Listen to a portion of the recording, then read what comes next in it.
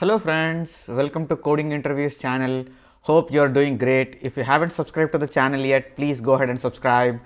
I have created bunch of playlists to cover various categories of problems based on some data structures such as stacks, queues, linked lists, trees, graphs, and also some programming paradigms such as BFS, DFS, dynamic programming, and so on. Please check them out. I have uploaded the code for this problem to the GitHub repository. You can get the link from the description of this video. Let's jump into today's problem. Permutation sequence. So the set 1, 2, 3 so on until n contains a total of n factorial unique permutations. By listing and labeling all of the permutations in order, we get the following sequence for n is equal to 3. So when n is equal to 3, that means the array has only 3 elements. That means 1, 2 and 3, right? So for 3 numbers, the permutations are 1, 2, 3, 1, 3, 2, 2, 1, 3, 2, 3, 1, 3, 1, 2, 3, 2, 1. So these are like 6 permutations. So when there are n numbers, right? So when there are n numbers, there are n factorial permutations, right? So that's what we need to understand here. So there are 3 numbers and 3 factorial permutations. So the n factorial is nothing but, so in this particular case 3 factorial, right? So 3 factorial is nothing but 3 into 2 into 1, right? So that is equal to 6, right? So when there are 3 things, that means 3 numbers in here, so there are 6 permutations, right? So that's the understanding until so on, right? And now given n and k, return kth permutation in the sequence, right? So now we are given with a number n, right, and a number k, right? So we have to return the kth permutation, right? So if n was equal to 3, right? So and k is also, let's say, equal to 4, right? Let's say n is equal to 3 and k is equal to 4. That means you take 3 numbers, right? So your array should have 1, 2, 3 and make permutations with these 3 numbers, right? Make permutations with these 3 numbers. So the permutation should be in order, right? So the permutation should be in order. So that's the thing that we need to keep in mind. Once you make the permutations in order, what is the fourth permutation or kth permutation, right? So k, in our example we are saying it is fourth. What is the fourth permutations that happens to be, right? So in this particular case we said, okay, this is a sequence for 6 permutations, right, when n is equal to 3. So what is the fourth? 2, 3, 1. So the answer for this should be 2, 3, 1, right? So how did we come up in this particular example?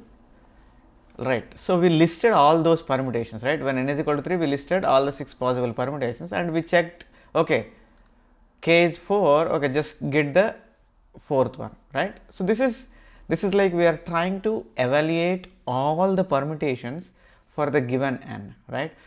Yes. So when n is equal to 3, it is just 6, but when n is equal to 4, it will go to 24. When n is equal to 5, it will go to 120. Let's say, right, n is equal to 5 and k is equal to 2, let's say, right? But when n is equal to 5 and k is equal to 2, how many permutations you are looking at, right?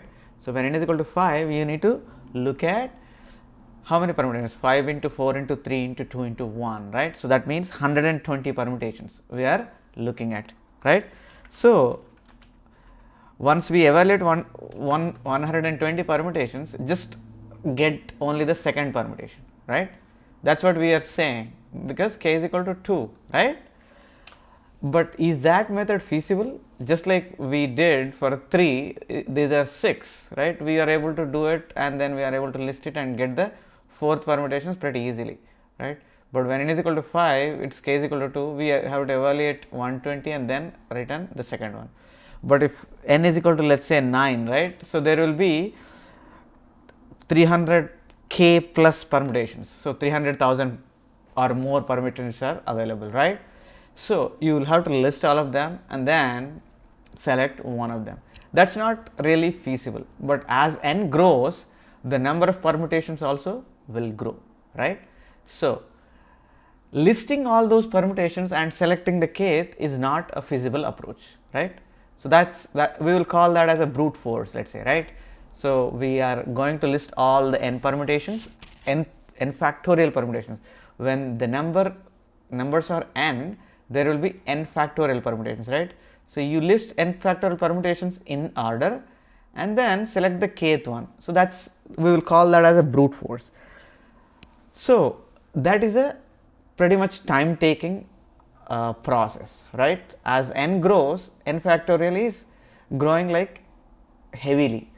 Just like when n is equal to 3, the n factorial is 6, but n is equal to 4, n factorial is 24. When n is 5, n factorial is 120. So n is, even though n is just 5, the permutations grew to 120. So it's like how many times it is? It's more than 20 times, right? So but when n is equal to 9, it became to 300k. It's like more than 300,000. It's not even 20 times, right? It became like almost 3,000 times, right? So that's the reason why we cannot scale this approach, right? What we are going to do is we will observe how these permutations are being made, right? How these permutations are being made, and then try to extract the logic from that, right? So for the easy case, I would like to take n is equal to 4. Okay, so that means my numbers are 1, 2, 3 and 4, right? So if I have to write those permutations by hand, right, it will be 1, 2, 3, 4, 1, 2, 4, 3, right? That's what is the first one, right? 1, 2, 3, 4, that is the first permutations anyway, and then 1, 2, 4, 3, right? So that's my second permutation. So on I will go on, and then I will come with 4, 3, 2, 1. So how many permutations that are possible? As we said, 24 permutations are possible, right? 24 permutations, right? So what if I am looking for k is equal to, let's say k is equal to 2, right? That means second permutation. What is the second permutation? So our answer should be 1, 2, 4, 3, right? So answer should be 1, 2, 4, 3, right? How are we going to get this permutation is the question, right? So let's try to observe how for n is equal to 3 it is made. So obviously, to start with, just get all the numbers together and make that as first permutation. That means since n is equal to 3, 1, 2, 3, right? So that's the permutation. And what we are going to do for the next thing is take the last number, right? Take the last number, right? What is there? It is 3. So when you have single number, the permutation is also single, right? When n is equal to 1, how many permutations are there? Only one permutation, right? 1 factorial is also 1. So with single number, we can't do any permutation, right? So since we want to take single number 1, 2, 3, with 3, this 3 will remain the same. So 1, 2, 3 becomes 1, 2, 3 only. We are just considering just one number here, okay? And now let's go take two numbers, right? 3 and 2, right? Or 2 and 3 here. So when there are two numbers, how many permutations are possible? 2 factorial. 2 factorial is nothing but 2. 2 into 1, that is 2, right? So when there is 2 factorial, that means, or two numbers, there are 2 factorial. So that means we are looking at these two numbers, right? So 2, 3 is permuted, right? So 2, 3 is already there. So what is the other permutations we can get? 3, 2. That will be the next one, right? That will be the next one. So what we are doing here is we are trying to fix one number here and trying to permute with the rest of the numbers. Got it? So what we are saying is, okay, you are given with n numbers, right? To come up with the first permutation, what we are saying is, okay, I fixed one number and you have 3 more numbers, right? Let me take this and copy it here, right? Paste it here. So now I took a number 1, right? So this will be my array and this will be my another array. Let's say we split it. So now this is fixed. So these are available to permute. So our first step is, okay, take one number and fix it and permute by using other numbers. So now I go do permute with this number. Now 2, fix it, right?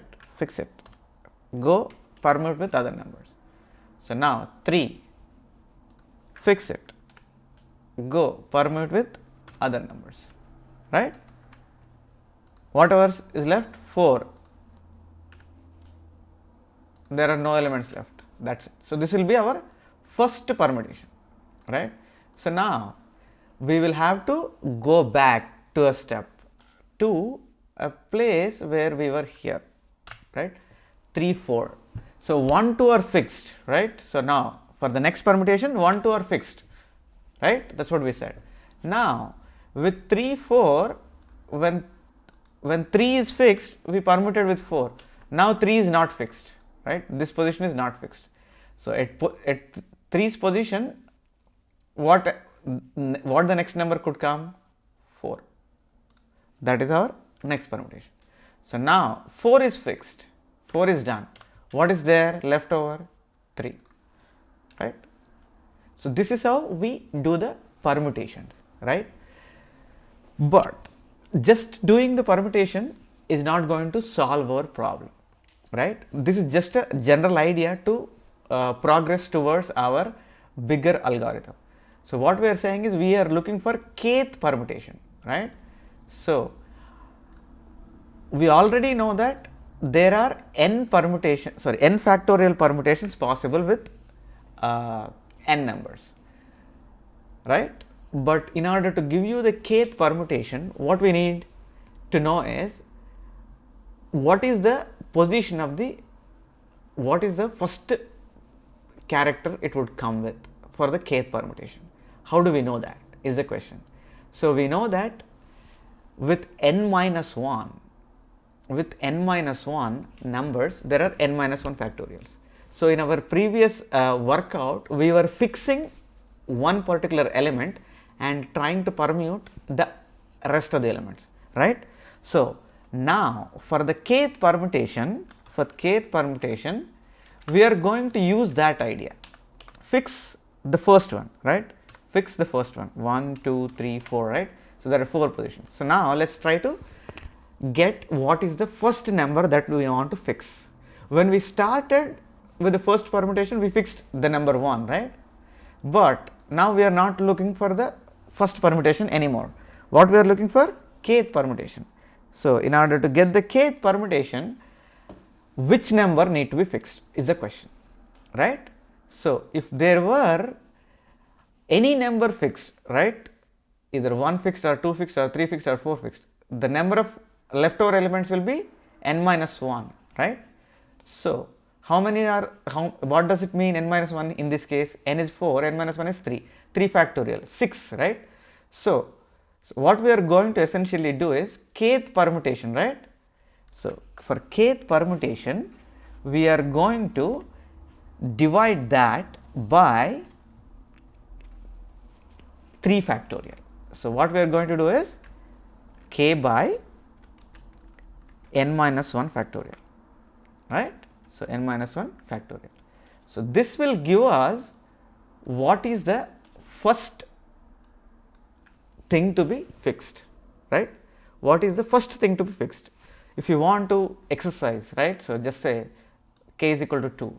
What is k is equal to? K is equal to 2 we said, right? We will try to derive that. 2 by what is n? N is 4. N minus 1 is 3. 3 factorial is 6, right? So what is 2 by 6? So it is actually 0.3, right, or 333, something like that, it will go on, right. But can we get anything from this?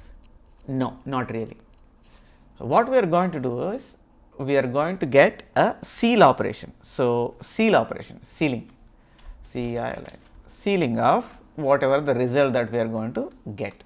So we will apply the same thing. So we will say sealing of this number, whatever it comes. So whatever that sealing of this is 1, right. So whatever you have in the first position, just put that in here. So what is in our what is the first position in our array? 1, 2, 3, 4. Let's call it as a list. Okay, so we will call it as list and put that into our first position. Okay, now our first position is fixed, right. Now what we are going to do is, now we are left with 3 elements. Our first position is already fixed. So from 3 elements we need to derive what is the next possible character, right, this one. As we said, we are going to use this formula again, right, k by n minus 1 factorial. So previously here n is equal to 4, right. Now n became 3, right, because n we already used one character, that's why n became 3. So we are only left with 2, 3, 4, that's it. But as n became 3, we need to reduce k also, right, because previously k was 2, right. Since we already fixed one character, k has to be reduced. What is the amount that you want to reduce that k, right? How many permutations of 1 are possible is the question, out of which how many permutations are over and how many permutations are remaining. So that is the difference that we need to subtract from k. So if we are able to subtract that from k, right, that's it. So whatever the ceiling that number that I obtained here, right, I am going to call this as x. Okay, so x is nothing but ceiling of k by n minus 1 factorial. So my x is 1.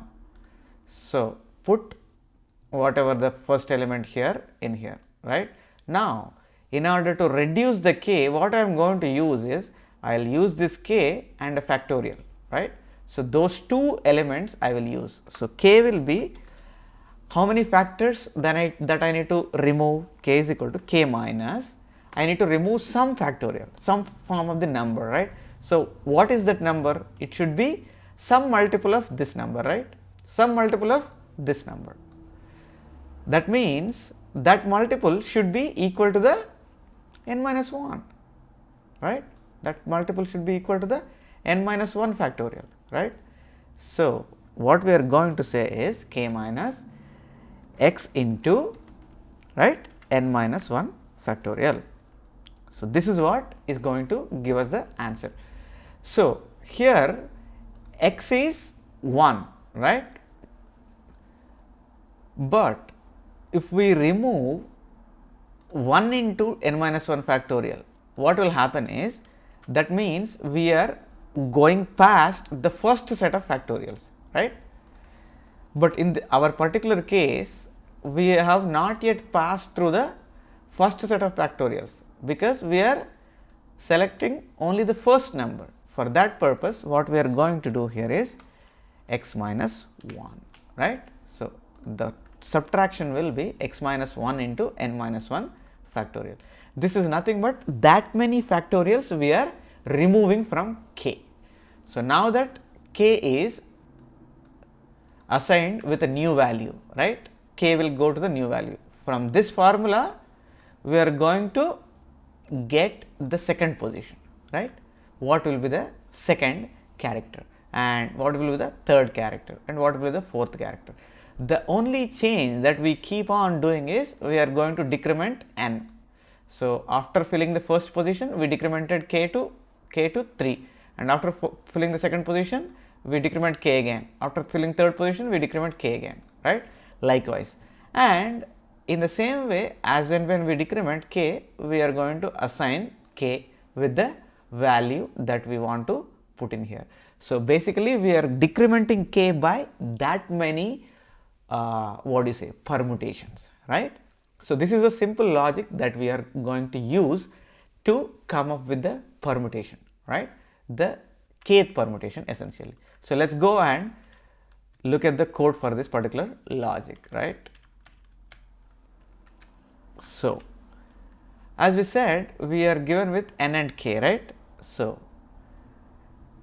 initially I am building the list just like we have 1, 2, 3, 4, right? I am building that list, adding from 1 to n, just build that list. And I have a string builder answer where I am, this is just like this, right?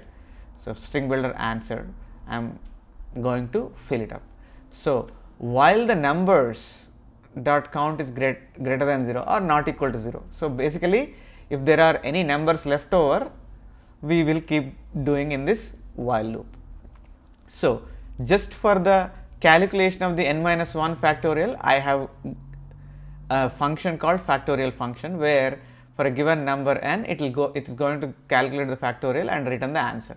So since I am going to use the n minus 1 factorial in calculating the value of x and in making the k value, right, I am going to calculate that and keep it aside in the fact. So factorial of n minus 1, and then as we said x, we are doing the math.ceiling of k by factorial, right, n minus 1 factorial, that is what we are saying, k by n minus 1 factorial. So now that we have x calculated, what we are going to do is select the value of x from this list. So although when we went through the concept, when x was 1 we selected the first character, right, but in list in C# it starts with a 0 based index. That is why we are going to subtract 1 from the list from x and then select that particular thing. So number x minus 1. So we select that digit and that digit will be appended to answer. And once you append that digit, we will have to remove it from that list, just like we have appended 1 here and removed from that list, and our list is just 2, 3, 4, not anymore 1, 2, 3, 4, right? We have removed that from the list. That is what I am going to do here, just remove that digit. And now k will be reassigned with a value. What is that? X minus 1 into n minus 1 factorial, right? So that is what we are going to do. So why we are doing this? Because we have already passed through that many permutations for that given position. So that is the logic here. So we have passed through that many permutations for this particular position. That is why we are subtracting k by that many factors, right? And then now that we have assigned the first position into the answer or the xth position, we are going to decrement n. So this while loop will be executing n number of times. N is whatever this given input. So this while loop will be executing n number of times with the logic, right? So finally whatever the answer that we accumulated will be returning, right? This is a very simple code once you understand the concept of building the permutation. So the first step is to understand how these permutations are being built. So they are being built one number at a time. You fix one number and try to work out with other numbers. You fix one number, try to work out with other numbers. So that's what is the crux of the logic. So now let's go ahead and look at the time and space complexity for this particular algorithm. Time. So we are given with n and k, right? Okay, good. So now we have filled this list with n numbers. So how much time it is going to take? Order of n plus. So we said this while loop is going to execute as and when the number dot count is equal to 0. How many numbers are there in the nums? N numbers. So this while loop should execute n times.